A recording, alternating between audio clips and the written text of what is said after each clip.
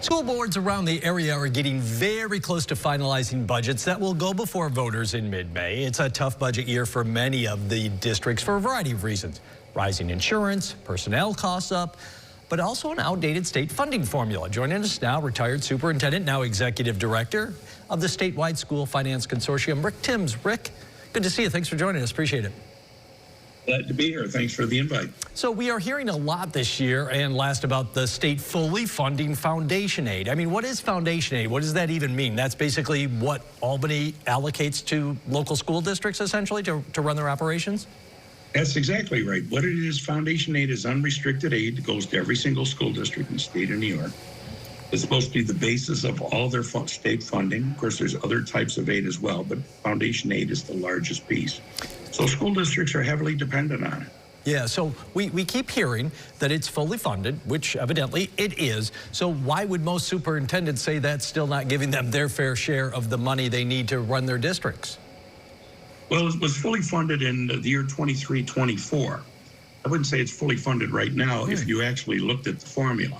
In 23-24, school districts waited 15 years to get their money, finally did. But the next year after that, there was no increase in the foundation aid formula. And last year, there was a 2% increase, and the governor is now proposing a 1% increase. But the formula is severely outdated. The governor asked the Rockefeller Institute to come up with a report on how the formula could be updated and be made more equitable and adequate.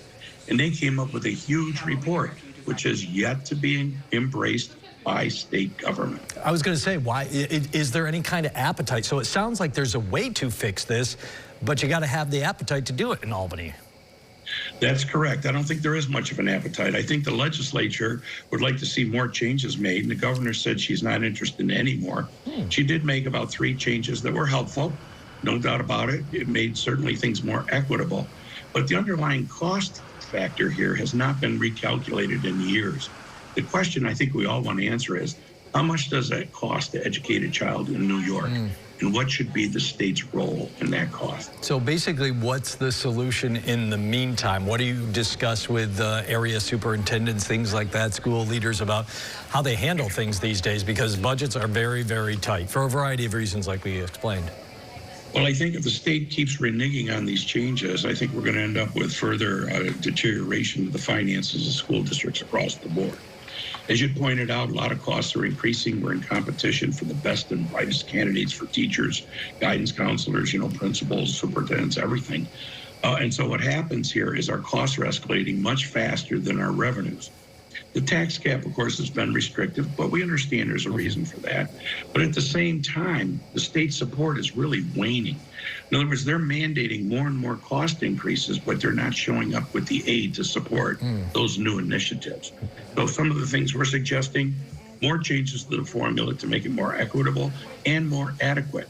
In other words, it doesn't help to have a nice equitable formula with not enough money to back it up. And besides, with the new mandates, whether it's zero-emission buses, changes in, all the things that entails, as well as her new idea for the universal pre-K 4-year-old mandate starting in 28-29, we've got to have state funding and support resources. Time for maybe one more. This might be tough to fit into a minute, but I'm going to try at least scratch the surface. And this could be a real third rail.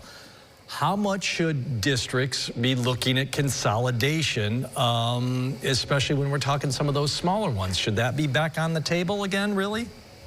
I think it's starting to become a point of discussion. There's a number of districts looking at consolidation or mergers, but there's other ways too. There's regionalization. For instance, a lot of school districts are sharing teams, they're sharing transportation facilities.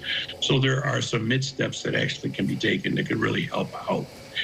Merger is very problematic in a sense that the kids merge well, but the adults don't seem to do so hot. And we're very appropriate on our approach to regionalism in terms of, a person moves into a school district and they want to keep that school district. They don't want to see things change. Sure. But I think it's very, very difficult. People have a parochial attitude toward it, and it becomes a political third rail, to your point, Jeff. Yeah. Rick, I really do appreciate catching up with you here. I think maybe we'll have a conversation again soon here, and maybe once we get through this this budget and see what's next for school districts. Guessing it's not going to be any easier next year. I don't think so. I think it's actually going to be worse. We're going to try our best, though. We'll talk soon, Rick. Thanks. Thank you. Download the WSYR Plus app on your TV to stream News Channel 9 for free. Just go to your smart TV, search WSYR Plus in the App Store, and download to start streaming today.